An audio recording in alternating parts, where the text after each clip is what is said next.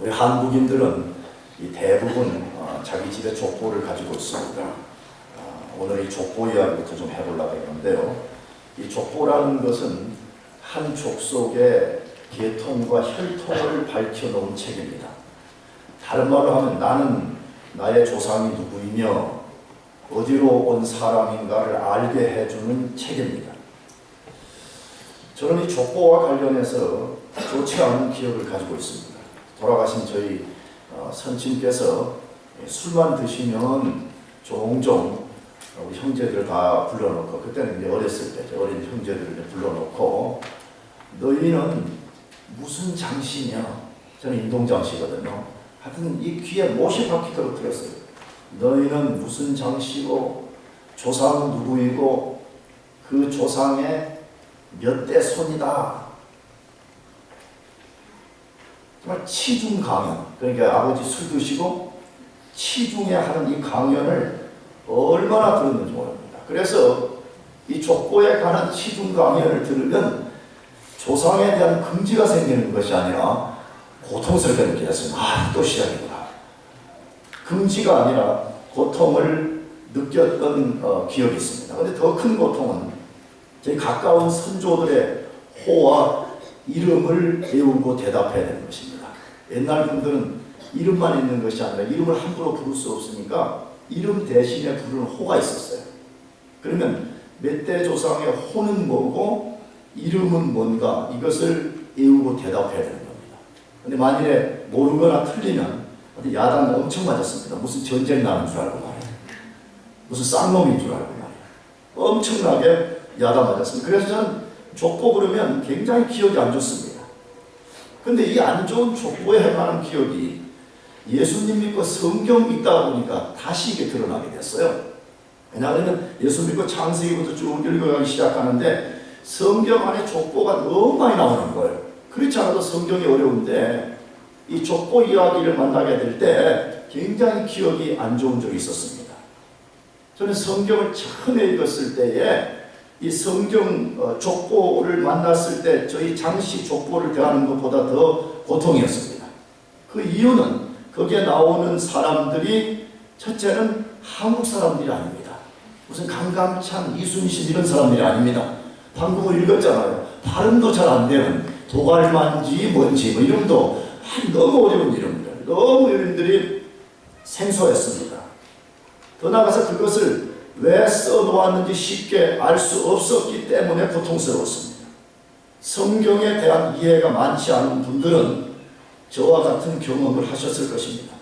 특별히 이 창세기를 읽었던 분들은 10장과 우리가 또 다음에 만날 11장에서 어려움을 겪었을 것입니다.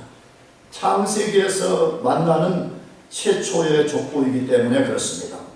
물론 이 10장 이전에도 짧은 족보들이 있습니다. 그러나 구체적이고 긴 족보는 10장이 최초입니다.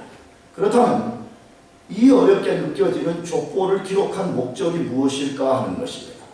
먼저 우리가 분명히 알아야 될 사실은 불필요한 것을 단순히 빈 여백을 채우거나 독자들이 이것을 읽으면서 골치 아프게 만들기 위해서 쓴 것이 아니라는 사실입니다.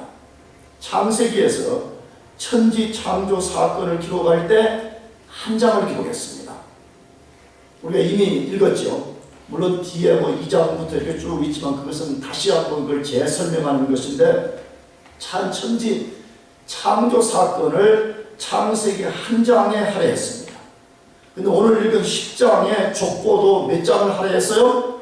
한 장을 할애했습니다. 그렇다면 두 기사를 비교해 볼 때 족보의 비중이 결코 작지 않다는 것입니다. 우리가 볼 때는 천지 창조 사건이 굉장히 비중이 커서 그것의 양을 많이 했을 거라고 생각이 드는데 천지 창조도 한 장이고 오늘 10장에 다루는 족보도 한 장으로서 그것을 다루는 것을 보면 족보의 비중이 절대로 빈약한 것이 아님을 알 수가 있습니다. 그렇다면 이 족보의 목적은 무엇일까 하는 것입니다. 노아 이후부터 아브라함 전까지 인류가 어떤 특성을 가졌는지를 보여주는 조감도 역할을 하는 것입니다. 노아부터 아브라함까지 인류가 어떻게 시작되었으며 어떤 특성을 가지고 있는지를 한눈에 볼 수 있는 조감도 역할을 해주는 것입니다. 방금도 말씀드렸지만 대홍수 심판 후에 인류는 어디서 유래했으며 어떻게 온 세상으로 전파되었으며 그 전파된 인류는 어떤 성향을 갖고 있는가를 보여주고 있습니다. 다른 말로 하게 되면 세상 역사를 통해서 세상이 어떤 특성을 갖고 있는가를 보여주는 것입니다. 나가서 족보 속에는 노아를 통해서 예언된 하나님의 약속이 어떻게 아브라함까지 연결되는가를 보여주는 다리 역할을 하고 있습니다. 노아에서부터 아브라함까지 긴 역사 속에 그것이 어떻게 노아를 통해서 주어진 예언이 아브라함으로 연결되는가는 긴 그 다리를 놓아주는 역할을 하는 것입니다. 이 다리를 구속사라고 부릅니다. 세상의 역사 속에서 하나님께서 어떻게 구원의 역사를 이루시는가를 보여주는 것입니다. 이것을 오늘 성경에서는 노아의 후손 70명을 통해서 보여주고 있습니다. 몇 명이요? 70명. 요 조금 내 볼륨을 조금 더 올려주세요. 여러분 생각해 보세요. 노아 이후의 후손들은 70명이 아닙니다. 그냥 요 족보를 살짝만 읽어봐도 훨씬 많은 사람들이 있었을 거라고 추론할 수가 있습니다. 그런데 그 노아부터 아브라함까지 긴 역사를 몇 명으로 소개한다고요? 70명으로 소개하고 있다는 사실인 것입니다. 야벳 가계가 14명, 함 후손이 30명, 셈 가계가 26명입니다. 그렇다면 왜 성경은 그렇게 많은 사람들이 있었음에도 불구하고 70명만을 선택했을까 하는 것이에요. 그것은 성경의 저자들이 즐겨 쓰는 기법입니다. 성경의 70이라는 것은 전부를 상징하기도 하고 그 다음에 충만을 상징하는 숫자인데 그 70명만을 셀렉트해서 인류의 역사를 충분하게 보여줄 수 있다는 것입니다. 그 근거 중에 하나가 오늘 읽은 10장 2절부터가 야벳의 가계를 다룬 것인데 그 야벳은 원래 7명의 아들을 낳았다 그렇게 거기 소개되어 있어요. 그런데 그 7명의 아들 중에서 어떻게 후손이 퍼졌는가를 구체적으로 다루는 것은 2명만을 거기에 자세히 소개했습니다. 그 다음에 10장 22절은 셈이 5명의 아들을 낳았다 그렇게 되어 있는데 그 5명의 아들들이 구체적으로 어떻게 후손을 낳았는가 다 소개하지 않고 2명만 자세히 소개했습니다.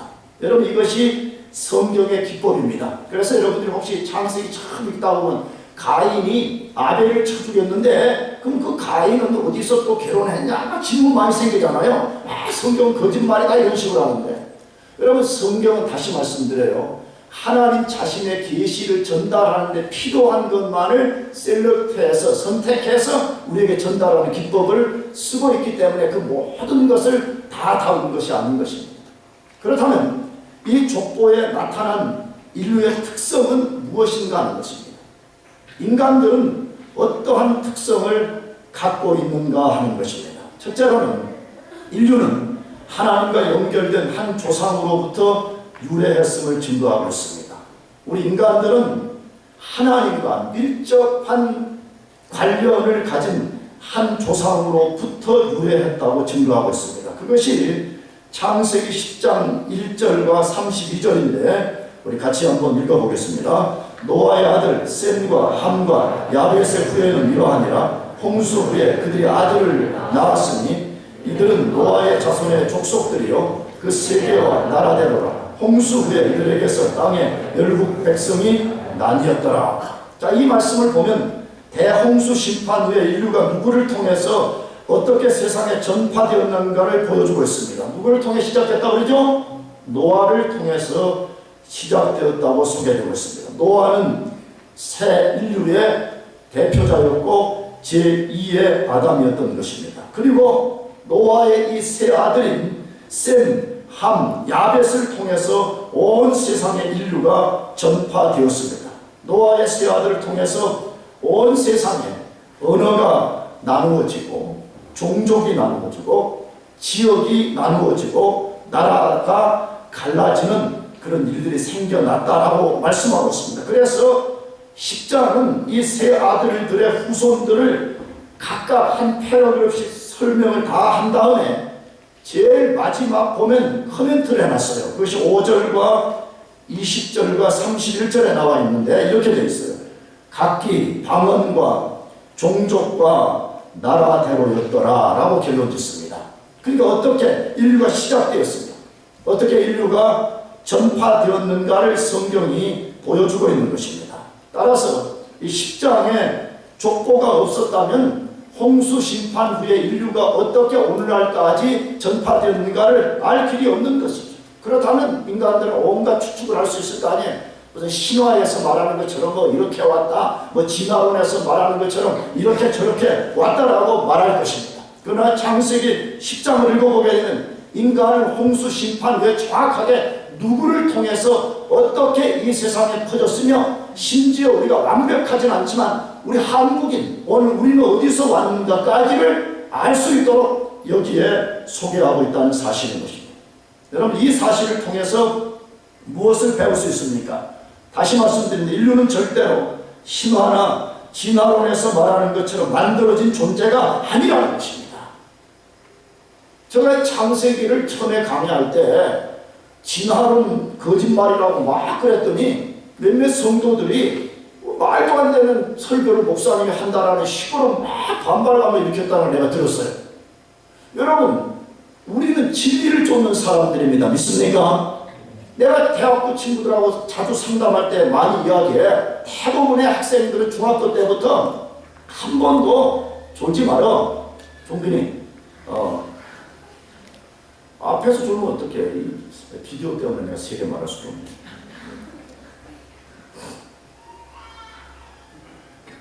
아예 중학교 때부터 세뇌 교육이 된 것이에요. 해결의 배아도 말지부터 시작해가지고 생각도 없이 이루어가지고 그게 전부인 줄 알고 있어. 근데 여기에 생물학을 전공한 사람들이나 또 무슨 앞으로 그런 공부를 많이 해본 사람들만 다 그것들은 이미 과학계 안에서 거짓말이라는 게 다 이미 판정된 거잖아요. 그런데 불쌍하게도 한국의 교과서만이 그것이 안 바꿔진 거예요. 그래서 몇 년 전에 한국의 창조과학회에서 정신문교부에다가 이의를 제기하는 거 아니에요. 이게 다 과학적으로 거짓말인데 왜 한국의 학생들에게만 이것을 왜 거짓말을 주입시키느냐. 그래서 그걸 이렇게 바꾸는 작업. 이게 완전히 바꾼 것이 아니고 그러면 이런 이론도 있고 또 무슨 이론도 있는데 그렇게 조금 바꾸는 거예요. 그러니까 자기가 알고 있는 지식 자체가 진짜 이게 검증된 것인가 한 번도 생각해보지도 않고 와서 목사가 성경이 말한 대로 말하면서 진화론이 거짓말다 그러면 못 받아들여가지고 목사는 우리를 무시하는 것이고 목사는 말도 안 되는 띠오리를 전한다 이렇게 말해요. 근데 여러분, 그렇게 하기 전에 우리가 진짜 학자적 양심, 여러분이 공부하고 연구하는 사람이라면 진짜 우리 인간이 신화론에서 말하는 것처럼 온 것인가 진화론적으로 온 것인가를 우리가 잘 살펴보는 것이 분명히 필요한 것입니다. 그러나 성경은 분명히 말합니다. 인간은 신화론 같은 그런 식으로 온 것이 아니라고 말해요. 진화론에서 말하는 것처럼 만들어진 존재가 절대 아니라고 말씀하고 있습니다. 창세기 1장에서는 하나님이 인간을 그분의 형상대로 창조하셔서 번성이 되었고 대홍수 심판 후에도 노아를 통해서 시작되고 번성되었음을 증거하고 있습니다. 그렇다면 인류가 노아를 통해서 번성되었다는 증거가 무엇인가 하는 것입니다. 제일 첫 번째로는 하나님의 말씀입니다. 믿습니까? 여러분, 우리 그리스도인들은 과학을 무시하는 사람들이 아닙니다. 과학과 성경은 절대로 충돌을 일으키지 않습니다. 다만 우리는 혹시 지금 어떤 과학계에서 성경을 반대하는 이론을 말할지라도 우리는 현재 과학적으로 규명할 능력이 없지만 우리 예수 믿는 사람들은 성경은 1.1억이라도 틀리지 않고 정확무오한 진리라는 것을 믿고 그걸 믿고 사는 사람들이에요. 믿습니까? 그러면 거대한 싸움이 있다는 걸 기억해야 돼요. 왜 예수 믿는 것을 꼭 교회가 있는 유물론적으로 복이나 받고 병이나 고치고 맨날 그런 정도로만 생각하냐. 우리는 이 거대한 세상 속에서 심각한 영적 싸움을 하고 있는 것이 아니에요. 하나님의 진리를 깨뜨리고 하나님의 진리가 거짓말이라고 하는 그런 한 이론을 쫓는 세상과 그럼에도 불구하고 우리는 오직 하나님 말씀만이 진리라는 것을 믿고 사는 이 싸움이 있는 것이 아니에요. 그렇다면 여러분이 예수를 믿는다 그러면 당연히 무슨 진리를 따라가야 됩니다. 지금 현재 과학적으로 성경이 말도 안 된다 그럴 때는요, 연구해 볼 필요가 있고요, 때로는 좀 기다려 볼 필요가 있습니다. 왜냐하면 반드시 시간이 지나고 나면 과학이 틀리고 성경이 맞다고 하는 때가 반드시 오게 되기 때문에 그래요. 그것은 기독교 2000년 역사 동안에 수많이 반복되는 사건이었습니다. 그렇다면 성경에서 인류가 노아를 통해 번성되었다는 것을 증거하고 있는데 성경을 신뢰할 수 있는 근거가 있냐 하는 것입니다. 이 젊은이들이 성경을 너무 좀 이렇게 아주 낮게 보는 경우가 너무 많아요. 나는 이게 가슴이 아픈 거예요. 내가 자주 그 성경 공부할 때만 목사님 어떤 때는 좀 화도 내고 그래요. 근데 여러분 오해하지 말아요. 물론 목사가 성경을 가르치면서 화를 내는 것이 좋은 원리는 아니라고 생각해요. 근데 아주 답답해서 그럴 거야. 답답해서. 내가 무슨 여러분하고 이해관계가 뭐 있어요? 내가 무슨 뭐 화내면 뭐 내 사례비가 적어지는 거야? 모르겠죠. 여러분들이 다 데모해가지고 우리 헌금 내지 맙시다 그래갖고 헌금 안 나오면 내 사례 못 받는 거지. 내가 무슨 뭐 좋게 말하면 사례비가 올라가는 거야? 그런 거 아니에요. 그런 거 아니에요. 그런 거 아니에요. 성경에 대해서 너무 모르고 성경 자체를 아는 것을 이걸 부끄러워한다고. 무슨 세상 때오리를 좀 알면 프라우드에 여기고 뭐 그런 거면 되게 자랑하면서 이 성경의 깊은 사상을 아는 것에 대해서는 사람들이 아주 프라우드하게 여기지 않아요. 그 내가 말씀드린 빌립보서 3장을 읽어보라고요. 바울이 뭐라고 말했어요? 그리스도를 아는 지식이 가장 뭐한 지식이라? 무슨 지식?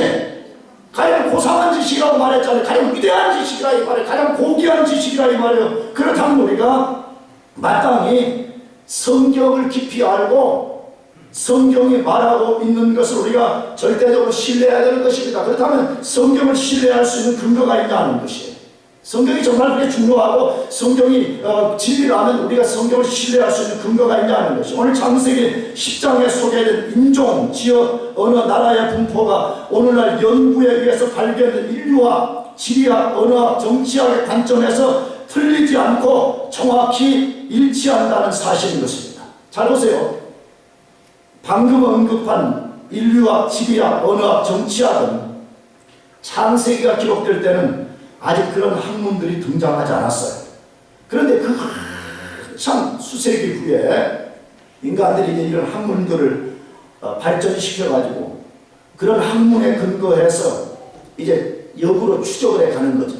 인류의 언어는 어디서 왔으며 인류는 어떤 분포를 갖고 있으며 이걸 다 역추적을 했는데 놀라운 사실은 창세기 10장에 나오는 인류학, 지리학, 언어학, 정치학의 관점에서 하나도 틀리지 않고 이 모든 것이 일치한다는 사실인 것입니다. 이게 만약에 진짜 의심스러우면 여러분들이 가서 책을 읽어봐요. 연구해서 거짓인가 아닌가를 먼저 정확하게 여러분들이 확인한 다음에 여러분들이 선택해도 늦지 않는 거예요. 해보지도 않고 내팽개쳐버리고 성경은 신화다, 성경은 거짓말이다, 그렇게 하면 안 되는 것이죠. 성경에 나오는 이 모든 스토리는요, 계속 과학이 발전하면 발전할수록, 고고학이 발달하면 발달할수록, 인류학이 발달하면 발달할수록 성경이 사실이라는 것이 계속해서 뒷받침을 하고 있다는 사실을 여러분들이 똑똑히 기억해야 됩니다. 그러므로 여기에 나오는 이 에비던스를 보더라도 성경 자체는 신뢰할 수 있는 정확한 하나님의 말씀이라는 것이에요. 그런데 그 하나님의 말씀이 인류는 노아 홍수 심판 후에 노아를 통해서 이 온 세상에 전파되었다고 말씀하는 것입니다. 그렇다면 노아로부터 유래했다는 것을 통해서 성경은 무엇을 말씀하려는 것입니까? 인간은 인류의 창조자인 하나님과 밀접한 관련을 갖고 있다는 것입니다. 이걸 지금 성경이 우리들에게 패러독스로 말합니다.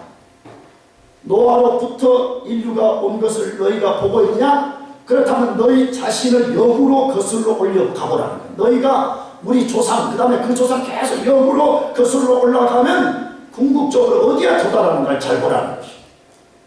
여러분, 인간이 우리가 거슬러 올라가면 노아를 만나게 되고, 노아를 거슬러 올라가게 되면 아담을 만나게 되고, 아담을 거슬러 올라가게 되면 아담을 창조하신 하나님을 만나게 된다는 것입니다. 이것이 성경의 메시지. 성경의 일관된 메시지는 인간은 하나님으로부터 온 존재이고, 나가서 인간이 그 조상을 거슬러 올라가는 인간을 창조한 그 하나님을 만나게 된다는 거예요. 그래서 누가복음에 예수님의 족보도 그것을 보여주는 것입니다. 마태복음과 누가복음에는 예수님의 족보가 두 개 나오는데, 마태복음은 하향식으로 기록되어 있어요. 뭐로 기록된다고요? 하향식. 졸까 봐서 물어보는 거야 지금. 졸지 말라잖아. 하향식이라는 것은 그 창세 마태복음 1장을 보게 되면 제일 먼저 아브라함과 다윗의 자손 예수 그리스도의 세계라 그렇게 해놓고, 그 아브라함과 다윗의 후손들이 어떻게 쭉 밑에까지 왔는지 최종적으로 예수님까지 도달하는 미토의 족보입니다. 근데 누가복음은 이것이 반대로 됐어요. 예수님을 통해서 역으로 거슬러 올라가면 인간은 어디에 도달하는가를 보이는데, 그것이 누가복음 3장 38절 마지막입니다. 읽어봅시다. 그 이상은 에노스요, 그 이상은 셋이요, 그 이상은 아담이요, 그 이상은 하나님이시다. 자, 족보를 통해서 일관되게 보이려는 하나의 메시지가 뭐라고요? 인간은 하나님으로부터 창조된 존재이고 하나님과 깊은 관련을 맺고 있다는 것입니다. 그런데 인간들이요, 하나님을 부정합니다. 하나님이 어딘다고? 하나님이 어딘다고? 여러분, 그런데 그런 사람들은 자기 자신들이 되게 똑똑한 사람인 것처럼 말하지만, 시편에 읽어보면 그런 사람은 어리석은 자라고 말합니다. 어리석은 자는 마음에 이르기를 하나님이 없다라고 말합니다. 세상 사람들의 관점에서 보면 그런 사람들은 되게 똑똑한 것처럼 보이지만, 하나님의 관점에서 보면 어리석기 그지없는 사람들인 것입니다. 저는 그것을 확실히 믿는 사람이에요. 왜 그렇죠? 세상 사람들은 눈에 보이는 이 현상세계밖에 못 봅니다. 여기는 현상세계밖에 못 봅니다. 그리스도인이 어떤 사람들이에요? 죽었던 영의 눈이 열려서 이 현상세계보다 큰 영적 세계를 보는 눈을 가졌잖아요. 그럼 누가 똑똑하냐 말할 때 깊이 보는 사람이 똑똑하고, 높게 보는 사람이 똑똑하고, 멀리 보는 사람이 똑똑한 거잖아요. 그렇다면 어떤 사람이 진짜 지혜로운 사람인가 하는 것이, 저는 그런 사람들을 나쁘게 욕하는 뜻으로 말하는 것이 아닙니다. 사실은 하나님이 없다고 말하는 사람처럼 우매한 사람이 없는 것이에요. 하나님이 없다고 말하는 사람처럼, 성경 말씀처럼 어리석은 사람이 없는 것입니다. 그런 사람들은 하나님을 부정하고 하나님과 관련이 없다고 소리쳐 절규하고 있습니다. 그러나 그렇게 한다고 하나님이 안 계신 것이 아닙니다. 그렇게 하는 것은 자기와 자기의 부모를 부정하는 것과 같은 것입니다. 왜? 나 자신이 하나님으로부터 아담을 통해서, 노아를 통해서 오늘 우리에게 온 것인데, 그 조상과 그 하나님을 궁극적으로는 부정하는 행위이기 때문에 그런 것입니다. 그래서 성경은 우리들에게 말씀합니다. 너희가 진짜 하나님께로부터 왔다면 너희들은 마땅히 삶의 방식이 하나 있다는 거야. 그것이 뭐냐? 사도행전 17장 28절 3반절이에요. 우리 같이 읽어보겠습니다. 시작. 우리는 그를 힘입어 살며, 우리는 그를 힘입어 살며, 이렇게 되어 있습니다. 여러분, 여기 우리는 그가 누구죠? 하나님입니다. 이 사도행전 17장 28절 전 문맥은 지금 우리가 다루는 창세기 10장 이야기를 신약에 언급하는 거거든요. 그러니까 모든 인류는 하나님께로부터 왔다라고 말씀하면서, 그러기 때문에 마땅히 인간은 하나님을 힘입어 살아야 된다, 이렇게 말씀해요. 여러분, 하나님을 힘입어 살기를 바랍니다. 여러분, 우리 인간이 할 일이 그거예요. 인간은 유한한 존재이기 때문에 우리 스스로의 힘으로는 살아갈 수 없는 존재입니다. 그러므로 성경이 말씀해 인간이 어디에서부터 온 것인지를 잘 생각해보고 너희는 하나님을 힘입어 살라, 그렇게 말씀해요. 여러분, 하나님을 힘입어 사는 것이 인간의 본래 삶의 방식이고, 그렇게 사는 것이 축복인 것을 꼭 믿고 하나님을 힘입어 살기를 바랍니다. 그 다음에 두 번째로 또 하나의 인류의 특성이 무엇인가를 소개하는데, 인류는 하나님을 대항하는 강력한 죄의 성향을 가지고 있음을 증거하고 있습니다. 인류 혹은 인간들 속에는 누구를 대항하는 성향이 있다고요? 하나님을 대항하는 성향을 가지고 있다고 증거를 해요. 그것이 10장 6절 이하에서부터 기록이 되어 있는데 제가 읽어볼게요. 함의 아들은 구스와 미스라임과 붓과 가나안이고 구스의 아들은 스바와 하일라와 삽다와 라마와 삽드가요. 라마의 아들은 스바와 드단이요. 구스가 또 니므롯을 낳았으니 그는 세상의 처음 영걸이라. 그가 여호와 앞에서 특이한 사냥꾼이 되었으므로 속담에 이르기를 아무는 여호와 앞에 니므롯 같은 특이한 사냥꾼이로다 하더라. 그의 나라는 시날 땅의 바벨과 에렉과 악갓과 갈레에서 시작되었으며 그가 그 땅에서 아수르로 나아가 니누웨와 르호보들과 갈라와 니누웨와 갈라 사이에 레센 이는 큰 성이라 이것을 건축하였더라. 자, 이 말씀을 보면 함의 4명의 자손들을 통해서 그의 후손들이 어떻게 번성하였는가를 보여주고 있습니다. 이 10장에서 함의 후손들에 대해서 지면을 제일 많이 할애하고 있다는 것을 주목해야 됩니다. 셈 족도 아닙니다. 야벳 족속도 아닙니다. 우리가 알지만 저주받은 족속, 물론 전부가 저주받은 것은 아니지만 노아가 술에 깬 이후에 예언할 때 함과 그의 후손 가나안 족속을 저주했습니다. 근데 창세기 10장에서 우리 생각 같으면 셈 족을 제일 많이 기록할 것 같아. 근데 여기 함 후손을 제일 많이 기록했다는 것입니다. 왜 그럴까요? 이건 다음 주에 제가 자세히 다루겠지만 창세기에 반복된 메시지 중에 하나가 뭐냐? 하나님 없는 사람들이 하나님을 섬기는 경건한 사람들보다 더 번성한다는 것입니다. 이게 놀라운 겁니다.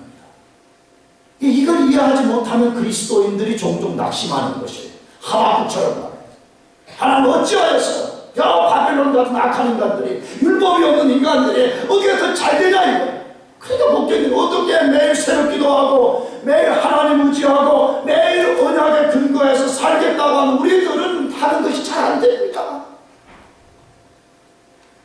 농사 짓는 거 보면 그거 알 수 있어. 농사 짓는 거 내가 자주 예를 들었잖아요. 그래서 진짜 먹을 수 있는 식물들은 자랑자랑으로 조금 바람 불고 햇빛이 강하게 들면 확 죽어버립니다. 근데 쓸데없어 보이는 독초들 말이에요. 이것들은 그냥 뿌리를 막 3발, 4발. 여러분, 이게 성경의 가르침이야. 하나님 없는 사람들이 더 발전된다는 거야.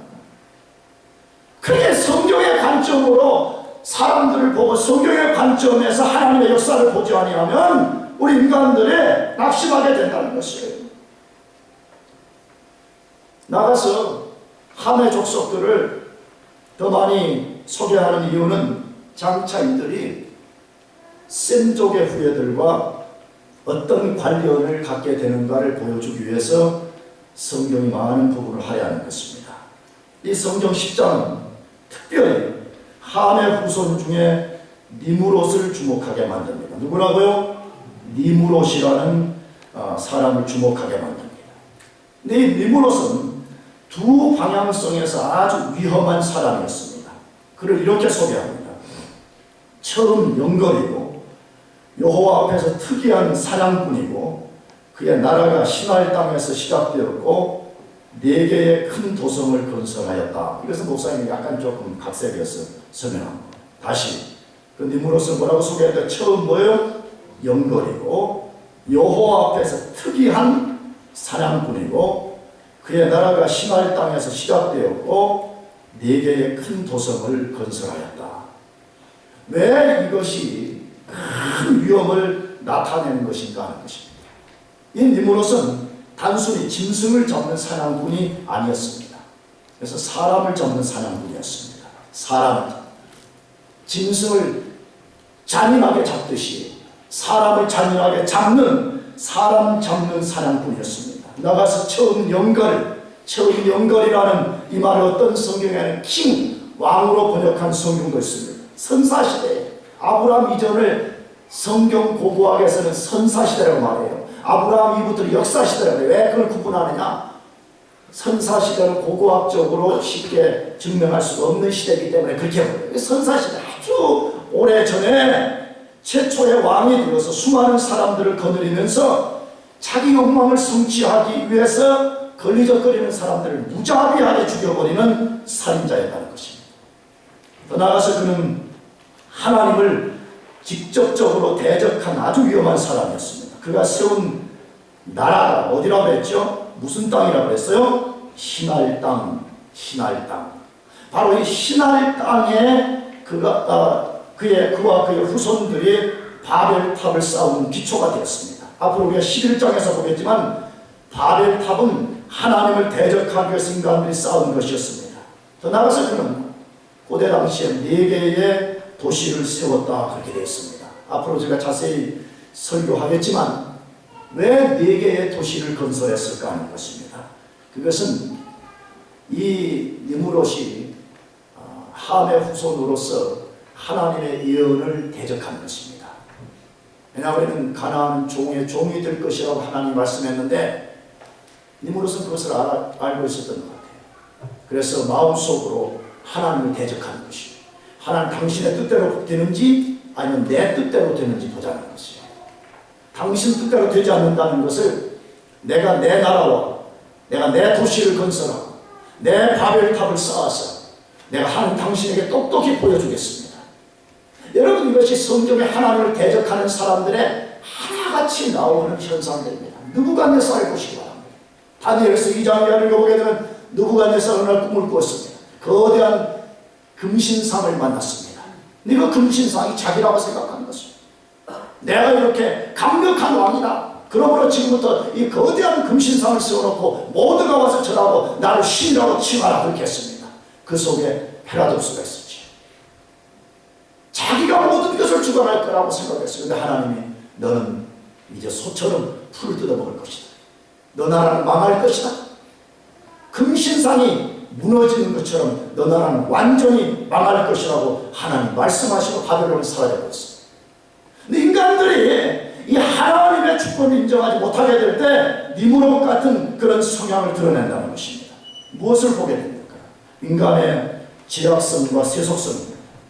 아담의 범죄 이후에 인간 속에는 아무도 부정할 수 없는 죄와 세속성이 암처럼 존재하고 있는 것입니다. 잘 보세요. 왜 똑같은 부모 밑에서 자녀가 태어났는데 서로 다른 부류가 태어납니다. 인류 안에는 거대한 두 부류가 지금 존재하고 있습니다. 가인과 아벨의 나이, 이삭과 이스마엘의 나이, 야곱과 에서의 나이, 좁은 길과 넓은 길. 여러분, 예수 믿는 것을 저는 자꾸 호소합니다. 정신 똑바로 차려 예수 믿어야 되는 것입니다. 예수 믿는 것은 그냥 종교 자원주의자들이 말하는 것처럼 그냥 기독교에도 구원이 있고 불교에도 구원이 있고 무슨 어떤 종교에도 구원이 있다 그런 거 아닌 것입니다. 뒤집박죽 살면서 내가 좋은 거 아무거나 취해도 된다라고 생각하면 크게 오산하는 것입니다. 이 세상에 사람들이 뒤집박죽 살고 있지만 하나님의 관점에서 볼 때는 거대한 두 줄기의 인류가 있다는 것을 우리들에게 보여주고 있는 것입니다. 잘 보세요. 그 두 줄기의 라인 중에 가인이 아벨을 쳐 죽여버렸습니다. 라멕이 자기 참상을 인하여 사람을 죽였습니다. 당대 의인이라고 불렸던 노아조차도 홍수 심판 후에 부패하게 되었습니다. 니므롯이 쉽게 사람을 죽이고 하나님 없는 도성을 만들어서 하나님을 부정하고 대적하였습니다. 뭘 보여줘요? 니므롯은 죄 아래 있는 인간의 특성을 보여주고 그가 만든 도시는 하나님을 부정하는 세상의 세속성을 보여주는 것입니다. 잘 기억해야 됩니다. 전 농담으로 뉴욕 같은 데 자주 가지 말라 그래요. 갔다 오면 왜 그 타락한 도시 갔다 왔냐. 물론 뉴욕 갔다 온다고 타락하게 물들고 그러진 않겠지. 농담으로 하는 거예요. 근데 내가 볼 때는 뉴욕은 한편에서 하나님의 도성과 하나님이 없는 도성을 이 시대에 보여주는 상징이 아닌가 나는 그렇게 생각을 해요. 성경이 그걸 말해요. 성경은 거룩하신 하나님의 이름을 선포하고 섬기는 예루살렘 도성이 있는가 하면 하나님을 거부하고 하나님을 저항하는 니무롯으로부터 나오는 세속 도시가 있다고 우리에게 말씀해요. 그래서 하나님은 항상 소망을 세속 도시에 두지 말라는 영원한 예루살렘 도성인 하늘의 소망을 두라고 우리들에게 말씀하고 있잖아요. 그런데 잘 보세요. 이런 죄악과 세속성은 대홍수와 같은 심판으로도 해결이 안 된다는 것입니다. 거대한 홍수 심판을 받았음에도 불구하고 인간 속에 있는 죄의 문제가 해결되지 않는다는 것입니다. 심지어 그 죄는 얼마나 교활한지 노아의 방주에까지 승선하는 것입니다. 그들은 몰랐죠. 그러나 그 가족들 안에 아담으로부터 물려받은 거대한 암덩어리 같은 죄악이 그 속에 숨어 있었던 것입니다. 그러므로 성경은 지금 니무롯 사건을 통해서 우리들에게 교훈하는 것이 있습니다. 그것이 뭐예요? 이 죄악성과 세속성은 하나님의 방법으로 해결하지만 안 된다는 거예요. 나는 그러니까 내가 이해한 복음은 그래요. 무슨 교회 가면 뭐 이상한 거 방언하고, 아니 나 이상한 방언이라는 말 오해해야 돼. 오해 없애야 돼. 또 이상한 거. 방언은 거룩하신 성령이 주시는 것입니다. 할렐루야. 너 이상하다고 또 내가 이단 될 수 있으니까. 난 이단이 아니에요. 물론 이단들은 다 이단이 아니라고 해 자기가. 그냥 내가 말하는 그 말은 기독교는 그런 좀 약간 좀 저렴한 차원의 문제가 아니라는 것이에요. 여러분 복음의 핵심이 뭔가를 잘 봐요. 자꾸 사람들은 인간의 죄들을 왜 그렇게 자꾸 교회 오면 자꾸 죄를 이야기하냐는 거예요. 근데 잘 봐요. 성경이 죄를 심각하게 다룬다면 정직한 목사라면 정직한 교인들이라면 죄를 성경이 다루는 만큼으로 다루어야 됩니다. 그래서 적당하게 뭐 다 인간들 이렇게 사는 거 아니냐 라고 말합니다. 그래서 그런 죄는 목사 양반 당신 말처럼 심각하게 다루는 것이 아니라 그냥 우리가 와서 서로 존경해주고 서로 밥 먹으면서 서로 격려해주고 서로 우리 괜찮은 사람이라고 격려해주면 다 그런 문제는 해결될 수 있습니다 라고 말합니다. 죄가 만약에 그런 것이었다면 하나님께서 홍수로 세상을 심판할 필요도 없었을 것이고 그의 고귀한 아들인 예수 그리스도를 이 세상에 보내지도 않으셨을 것입니다. 인간의 이 사악한 죄와 세속성은 하나님의 방법으로 해결하지 아니하면 언제든지 니무롯처럼 분출될 수 있고 언제든지 하나님을 향해서 반항적이 될 수 있고 언제든지 다른 사람에 대해서 호전적이 될 수 있다고 성경이 말씀하는 것입니다. 그래서 성경은 우리 인간의 죄악을 심도 있게 다루면서 동시에 하나님의 해결 방법을 우리에게 알려주는 것입니다. 하나님의 방법이 뭐예요? 하나님 자신, 정확하게는 그의 아들이 이 세상에 오셔서 인간의 이 사악한 죄악성과 세속성을 다 한 몸에 짊어지고 십자가에서 하나님의 심판을 받게 될 때에 비로소 그 문제가 해결된 것입니다. 믿습니까? 그러므로 우리가 니무롯과 같은 이 죄악성을 해결하기 위해서는 우리 자신을 바라봐서는 안 되는 것입니다. 얼마나 많은 사람들이 거짓 복음에 속아가지고 무슨 자기 자신 안에 선한 것이 있을 거라고 생각하는지 모릅니다. 여러분 우리 자신에게는 선한 것이 정말 하나도 없습니다. 나는 지난주에 어떤 목사님을 통해서 이민교회 어떤 상황을 들으면서 거기 어떤 특정한 한 부류의 사람들을 저한테 이야기해 주는데 그 사람들은 하루에 그들의 감정이 수백 번, 수천 번 바뀐다는 거죠. 자기가 목회를 하면서 경험합니다. 그게 인간입니다. 그런데 우리 자신을 기대할 것이 무엇이겠습니까? 우리는 하나님의 솔루션인 예수 그리스도를 바라봐야 합니다. 그럴 때만이 인간 속에 있는 이 죄의 사악성과 이 세속성을 우리가 극복해 낼 수가 있는 것입니다. 잘 보세요. 죄가 얼마나 사악한지 계속 우리 속에 있는 이 세속성을 자극해서 하나님으로부터 멀어지게 만들어요. 하나님을 반역하고 하나님을 대항해서 살게 만들라고 하는 것을 우리가 보고 있잖아요. 여러분 그거 어떻게 이겨낼 수가 있어요? 십자가에서 우리 죄 위해서 죽으신 예수 그리스도를 바라보고 그의 성령을 의지할 때만 그것을 이길 수 있다는 것을 기억해야 되는 것입니다. 마지막 세 번째로 인류의 특성은 무엇입니까? 인류는 하나님의 뜻을 이루는 섭리와 구속사의 장소라고 증거하고 있습니다. 인류는 하나님의 뜻을 이루는 섭리와 구속사의 장이라고 증거하고 있습니다. 창세기 10장 21절 22절 셈은 에벨 온 자손의 조상이요 야벳의 형이라 그에게도 자녀가 출생하였으니 셈의 아들은 엘람과 아스루와 아르박삭과 룻과 아람이요. 이 10장에 소개된 족보를 10장만 떼어서 읽거나 주의해서 읽지 않으면 세상 사람들이 많이 퍼진 것이 그냥 우연히 목적 없이 자연적으로 번성한 것처럼 보여줄 수 있습니다. 그러나 9장 1절 이하를 잘 읽어보면 하나님이 이렇게 말씀하셨습니다. 생육하고 번성하고 땅에 뭐하라? 충만하라. 하나님이 명령을 하셨습니다. 그런 다음에 하나님께서 그 명령대로 이 땅의 사람들이 가득 채워지도록 하나님께서 섭리하셨습니다. 섭리.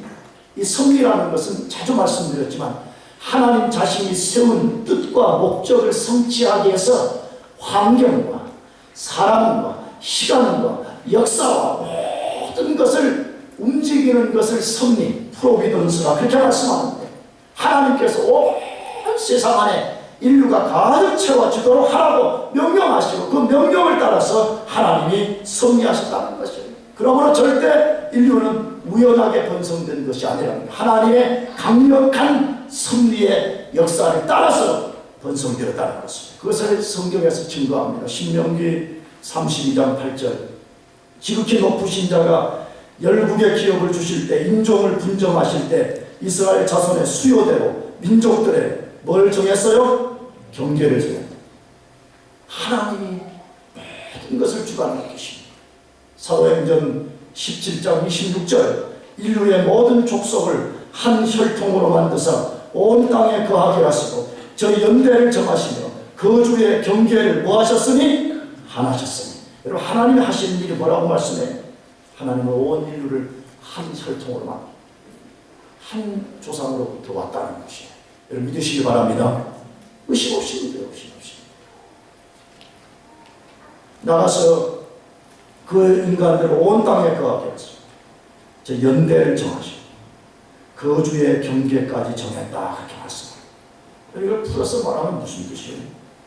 그 사람이 어떤 민족에게 속할 것인지 어떤 나라에 속해 살 것인지 어느 때까지 존재하여 살 것인지 시간까지 하나님이 다 정하셨다고 성경이 말씀하고 있습니다. 그러므로 인류의 역사는 절대로 목적 없이 우연히 진행되고 있는 것이 아닙니다. 우리가 간혹 신앙생활 하다가 보면 낙심됐다고 했잖아. 이게 역사가 이거 맥없이 그냥 계속 이렇게 진행되는 건가? 그런 생각을 품을 수가 있습니다. 그런데 오늘 성경은 말씀합니다. 절대로 인류는 맹목적, 무목적으로 돌아가는 것이 아니라 우리가 다 알 수는 없지만 하나님의 거대한 뜻을 성취하기 위해서 지금도 이 역사가 진행되고 있다고 말씀하고 있는 것입니다. 그러므로 오늘 우리가 여기서 살고 있는 것도 절대로 우연이 아닙니다. 우리가 우연히 온 것처럼 보여지고 내가 선택해서 여기에 살고 있는 것처럼 보여지지만 그 배후에는 하나님의 섭리가 있었기 때문에 여기에 살고 있는 것입니다. 믿습니까? 그러므로 여기에 살고 있는 것을 너무 좌절하지 말아요. 정말 하나님이 섭리하셔서 여러분이 여기에 살고 여러분이 이곳에 머물게 하시지 않았다면 절대 여러분은 여기에 존재할 수가 없었을 것입니다. 그러므로 지금도 하나님은 우리 자신들에게 섭리를 나타내고 계신다는 것을 믿어야 되는 것입니다. 그렇다면 하나님은 왜 세상에 니무롯과 같은 반역자들이 등장해도 불구하고 세상의 사람들을 번성시키셨을까 하는 것입니다. 니무롯 같은 존재들을 없애버리든지 태어나지 못하게 하시든지 할 수 있잖아요. 왜 그런 사람들이 나옴에도 불구하고 세상에 수많은 사람들이 번성되게 하셨을까 하는 것입니다. 그래서 구속사의 성취를 위해서 그렇게 하는 것입니다. 앞에서 말씀드린 대로 구속사는 이 세상 역사 속에서 하나님이 정하신 구원의 역사를 진행시키시는 것을 말하는 것입니다. 우리 눈에는 그것이 확 드러나 보이지 않는 것 같아도 지금 이 세상 역사가 도도하게 흘러가는 그 세상 역사의 한복판에 하나님의 거대한 구속 역사가 흘러간다는 것입니다. 그 시작은 창세기 3장 15절에 여자의 후손, 즉 구원자의 예수님을 이 세상에 보내시는 것입니다. 하나님은 이 계획에 근거해서 노아를 보내셨고, 하나님이 노아를 통해서 셈족을 만들어내시고, 그 셈족 속에서 다윗이 나오게 하시고, 하나님은 그 다윗 속에서 예수 그리스도가 이 세상에 오시도록 하신 것입니다. 그러므로 구약의 역사가 왜 존재했냐? 구약 인류 역사가 왜 존재했냐? 그것은 구속사의 클라이맥스인 예수 그리스도가 오는 것을 준비하는 역사였던 것입니다. 그렇다면 오늘 우리 시대는 왜 존재하는 거냐는 것입니다. 그것은 두 가지입니다. 하나는 예수 그리스도가 재림하시는 것을 준비하는 것이고, 더불어서 예수 그리스도가 재림하시기 전에 하나님이 구원하기로 작정한 모든 백성을 구원할 때까지만 존재하는 것입니다. 우리는 다 모릅니다.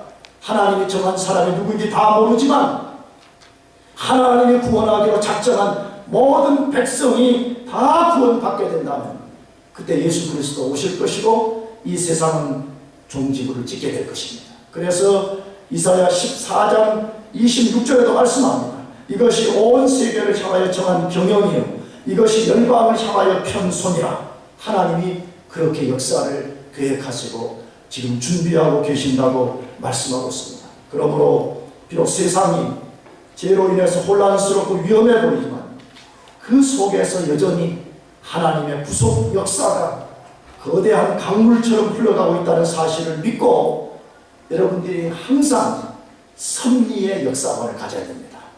내가 다 이해할 수 없는 이런 상황이지만 이 속에서도 하나님이 자신의 뜻을 이루어가고 계신다는 것을 의심 없이 믿고 여러분들이 그 하나님을 의지하고 살아가기를 축복합니다.